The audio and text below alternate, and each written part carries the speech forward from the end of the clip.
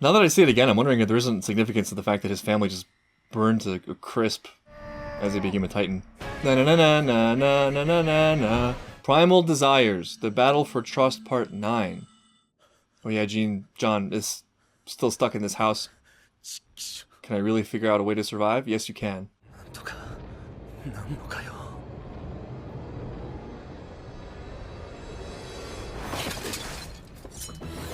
Nice, back to the battle. Another memorable Titan. John.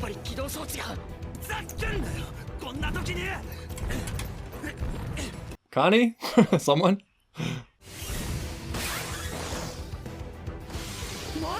Marco, nice. Good man. And Connie.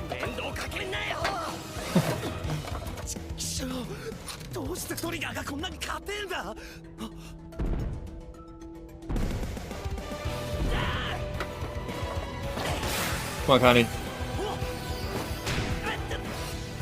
What was that? Yeah, that's not how you do it, but okay. He's trying.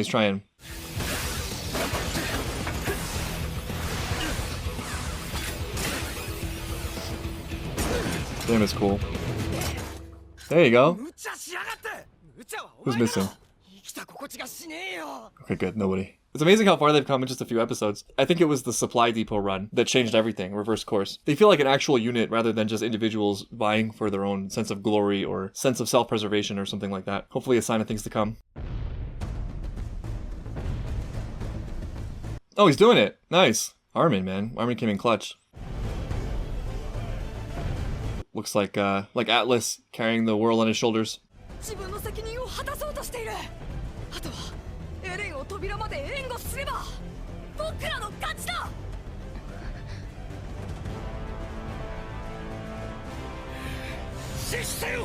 There you go. Ian was validated. Now it means so much more that they're actually on the path to success.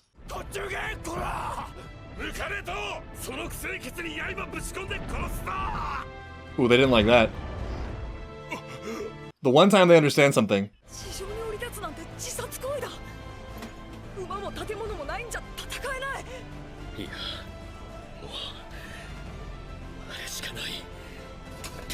Speaking of humanity uniting.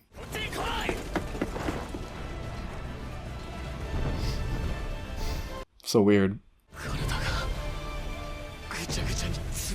Yeah, it's probably that giant-ass rock.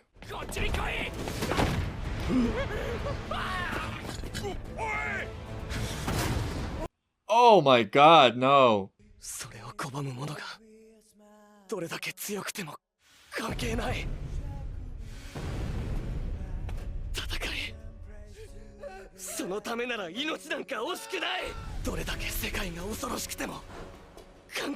Whoa.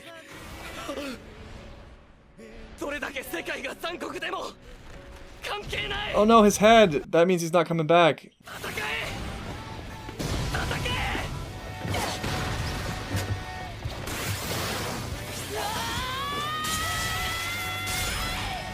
When Mikasa does more than the entire army put together.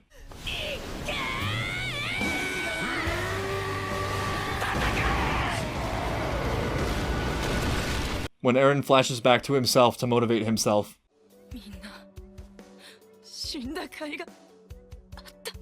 Yeah, you probably just saved a lot of people. The success rocket. Yeah, this is huge.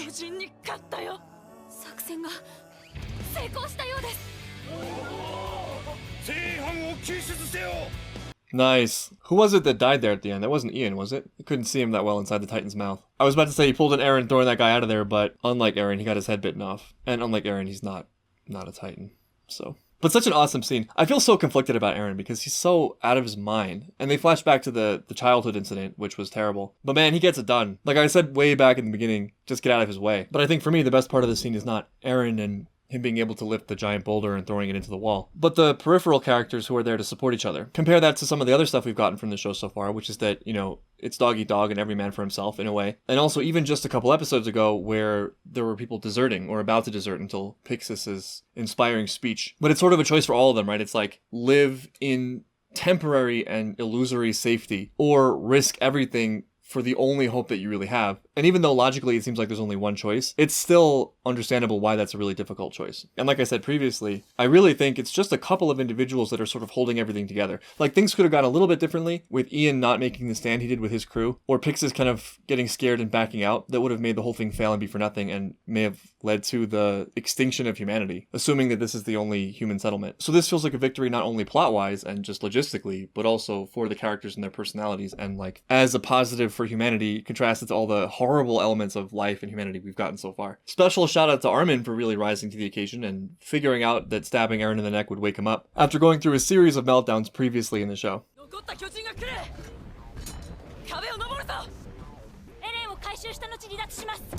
Right, you gotta get him out.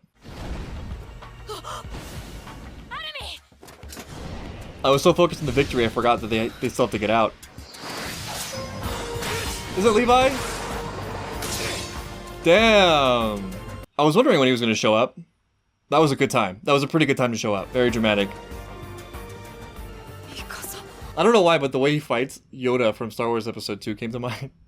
With like the spinning attack. More importantly, did Armin just confuse him for Mikasa? If so, that's interesting because when I first saw Levi, I also thought about Mikasa. And I thought they might have an interesting dynamic because they seem very similar in their own ways. But I might be misinterpreting that. It's a good insignia.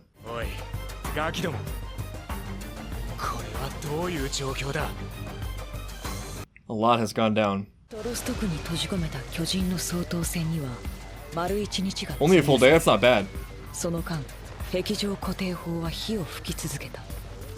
R.I.P. your real estate. その際、4メートル級1体と7メートル級1体の巨人の生け捕りに成功する。失った人々の数があまりにも多すぎた。お前、マルコ。No! Damn it. マルコ。何があった？誰かこいつの最後見たやつは。I can take a guess. それなのにまだ遺体の回収が済んでいない。このままでは伝染病が蔓延する恐れがある。二次災害は阻止しなくてはならない。If it's not one thing, it's another, damn. 第104期訓練兵団所属中級班班長。This shot is lingering a very long time. Damn, I was just starting to like Marco too. 何ですかこれは。Yeah, what the hell is that? 巨人が吐いた後だ。奴らには消化器官がねえから、人食って腹いっぱいになったらああやって吐いちまうんだと。God. ごめんなさい。I feel like there should be a special crew for this, not the soldiers. ごめんなさい。謝っても仕方ないぞ。早く弔ってやるんだ。This show's like, oh, you thought you were going to celebrate this episode? You thought you were going to have fun with this victory? Nope. Is he in jail? Come on. 何か質問はあるか? Why am I in jail? 見ての通りだが、力ろうとだけ言っておこう。 Thanks for your help, Eren. その鍵は。ああ、君の持ち物だ。後で返すよ。君のせいか、志願しなくにあるイエーガー医師の地下室。そこに巨人の謎がある。How do you know that? お前は記憶喪失で、親父は行方知れずか。随分都合のいい話だ。今すべきことは、君の意志を問うことだと思う。君の意志が鍵だ。この絶望から人類を救い出す鍵なんだ。おい、さっさと答えろ、クズ野郎。お前がしたいことは何だ? He wants to kill all the Titans, same as always. 調査兵団に入って。That would be awesome. とにかく巨人をぶっ殺したいです。Is he good enough though? 悪くない。認めてやるよ。お前の調査兵団入団を。Nice. More Levi. Even though we didn't see that much from him there, and we haven't seen much from him overall, just based on that scene, Erwin is sort of interesting to me. He seems intelligent. If I remember correctly, he's the leader, right? Maybe he's the level-headed one of the group. I mean, he's intense, but not intense in the way Levi's intense. Levi seems to be more of the muscle, more of the virtuoso for Titan killing, as opposed to the one whose judgment you trust. I'm sure this group's dynamics will be really interesting too, just like Eren, Armin, and Mikasa. What a roller coaster of an episode though, because you get this huge victory, and like in my mind I'm celebrating, but then they're quick to remind you that this is not that show. This is not that kind of show. So after riding that high of that victory and Levi showing up and being a badass, we get like the death of Marco off screen, which is awful. And then you're reminded of the fact that you still have a whole other wall to retake. The area that they just retook is smaller than the next one they have to retake. And then that's way smaller than the world they have to retake. So it's still just an infinitesimally small victory in the scale of things. It just feels huge because all we've done is lose so far. But then I guess the one positive thing about the ending of the episode is Eren joining the crew. Eren joining Levi and Erwin's crew. I can't wait to see how they get along. I feel like he's in for a rude awakening because he wants to join based on his passion, but he hasn't really shown himself to be that capable as a fighter. His utility really lies in the fact that he can do this Titan transformation. But I feel like he's going to get a reality check from these guys pretty quick because they're hardened veterans and they're the best of the best, and Eren sort of is not. We don't really know where his skill is. We know he's in the top 10 of his class, but aside from that, we don't really know how good he is. I mean, he hasn't really done much fighting. I'll bet at this point, even his graduating classmates are better than him just because they've had like a bunch of battle experience now. And another great thing about the episode is it sort of refocuses our purpose, our priority, and we know the next step. We have a victory, and the next step is the next wall, and there's a specific target, which is the basement, and all that mystery that holds. So there's a lot of cool stuff set up. I feel like there's a lot of potential for the next couple episodes. Before the video ends, I gotta give a very special thank you to all my patrons for all the support. It means the world to me. I love you guys. For those of you following the Attack on Titan series, videos are a little bit short on YouTube. That's by necessity. Basically, I'm having to deal with copyright on a daily basis, so videos are extra short and sometimes awkwardly cut. It's because I upload them and then I re-upload them and I re-upload them, trimming them each time. But full versions of the videos are available on Patreon. They're also a week ahead, so check that out if you're interested. This week, a special shout out to those who joined the top tier on Patreon: Uima Geek, Marco Pena, Tyler Rangel, Nick Leisure, and Rowan. Huge thank you to you. Thank you to all my patrons. Thanks to everybody watching. Love you guys as always, and I'll see you guys next time.